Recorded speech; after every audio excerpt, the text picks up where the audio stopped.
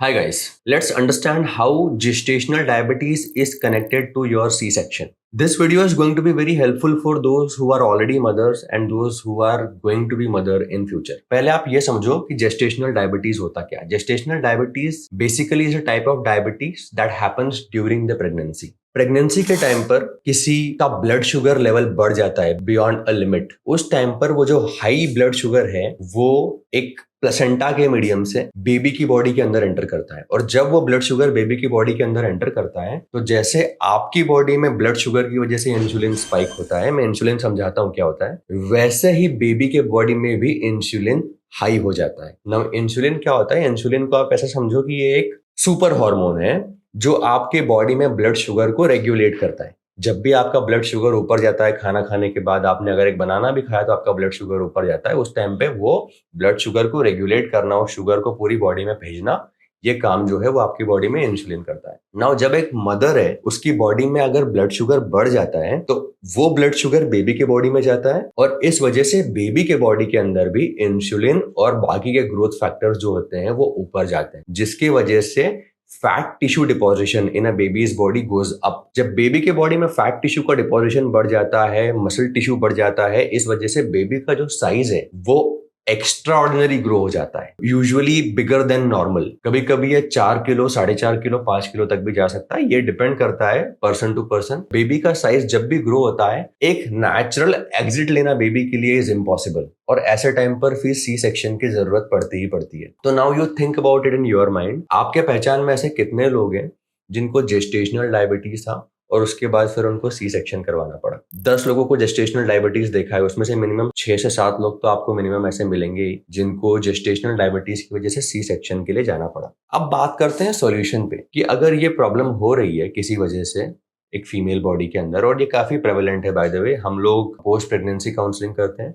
तो वहां पर हमें काफी देखने को मिलता है कि जेस्टेशनल डायबिटीज 10 में से 6 या 7 लोगों को तो आज की डेट में हो ही रहा है. एंड इसका ट्रेंड जो है वो इंक्रीजिंग ट्रेंड है, मतलब ये कम नहीं हो रहा है, ये साल बाय साल every year it is keep on increasing. तो समझते हैं इसका सॉल्यूशन क्या हो सकता है. लाइक क्या ये कंट्रोलेबल चीज है या कोई ऐसी डिसीज है जिसके लिए मेडिसिन लेना जरूरी है, या ये लाइफस्टाइल से भी कंट्रोल हो सकता है? दो चीजें सबसे बड़ा रोल प्ले करती है जेस्टेशनल डायबिटीज में, और इसको और समराइज करके बहुत ही सिंपल बनाऊं आपके लिए तो एक ही चीज, और वो है शुगर. ह्यूमन बॉडी में शुगर दो तरीके से आ सकती है, एक आपके फूड से और दूसरा आपके स्ट्रेस से. स्ट्रेस से कैसे आ सकती है, मैंने पहले काफी वीडियोस बनाए जिसमें मैंने स्ट्रेस और शुगर का रिलेशनशिप बताया हुआ है. There is a process called as gluconeogenesis जो ट्रिगर होती है एक ऐसे एनवायरनमेंट में जब आप काफी स्ट्रेस्ड होते हो. तो वो काफी डिटेल हो जाएगा, अगर आपको देखना है तो मेरे पुराने वीडियोस में आप जाके देख सकते हो. बट आज के वीडियो में हम बात करते हैं प्योरली फूड के बारे में कि how is your food connected to high blood sugar and how by following right nutritional habits you can avoid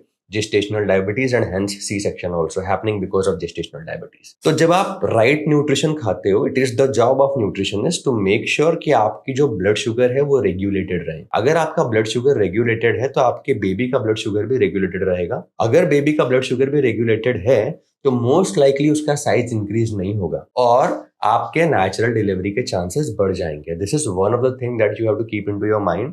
second, ये डायरेक्ट रिस्पॉन्सिबल नहीं है, काफी गायनेकोलॉजिस्ट इस चीज से एग्री भी नहीं करेंगे, बट आई स्ट्रांगली फील कि इसका बहुत बड़ा कंट्रीब्यूशन है in your delivery is your core strength. आपकी जो कोर मसल्स होती है they are actually responsible, majorly responsible in contractions happens during the labor. तो ऐसे टाइम पर अगर आपके कोर मसल्स वीक हैं तो then also it is going to be a negative contributing factors. तो you make sure कि जब तक आप comfortably workout कर सकते हो, कोर का वर्कआउट हमेशा अपने रूटीन में रखो. Just by taking care of your nutritional habits, exercise habits, you can 80 to 90% control these problems. Another important thing that people don't know is that whenever gestational diabetes happens, अगर mom को हुआ है तो बच्चे को होने के चांस लगभग 30 टाइम्स है. इसके लिए रिसर्चेस ऑलरेडी हैं.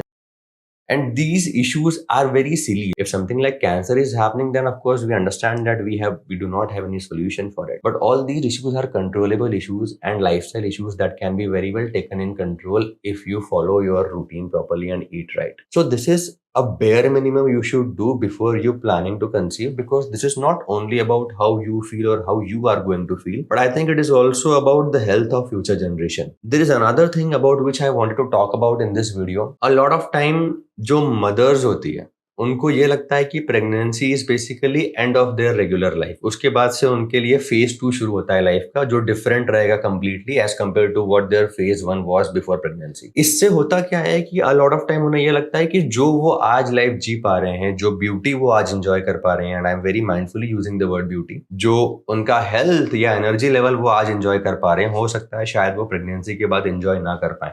This is again a big myth. A lot of time people think कि सी सेक्शन की वजह से उनकी बॉडी में वेट गेन हो जाता है और वो वेट को लूज करना इम्पॉसिबल है। फर्स्ट ऑफ ऑल, प्रेगनेंसी का आपके वेट गेन से दूर दूर तक कोई रिलेशनशिप नहीं है, ठीक है। आपका वेट गेन होता है because your somebody in your family is recommending you that now you are a mother, so you have to eat for 2 people. You start eating more than usual. You always understand one thing, that human body has this beautiful ghrelin dependent mechanism through which your body knows exactly when it's hungry. I'm sure कि आपने कभी ऐसा देखा नहीं होगा कि somebody passed away because they did not know that they are hungry. So every time when you're hungry, your body will know. But when you force feed yourself for 2 people, that's where you mess up multiple things about your metabolism. So now what you need to understand is that after pregnancy जो आप additional stress लेते हो कि अब मेरा life बिल्कुल same नहीं होने वाला, it is going to change permanently, it is not true. You can forever get back to your original self. All you need to do is just take care of your eating patterns, just take care of your exercises, make sure you are not taking additional stress. Additional stress is nothing but thinking about things which are beyond your control. So if you take care of these things, you are most likely to have a healthy delivery and not a C-section delivery. Of course, there are multiple other factors also, but I can certainly tell you that these things are major contributor, and if you take care of only this much, you are more likely to have a safe and secure pregnancy. Thank you so much, guys. Have a good day.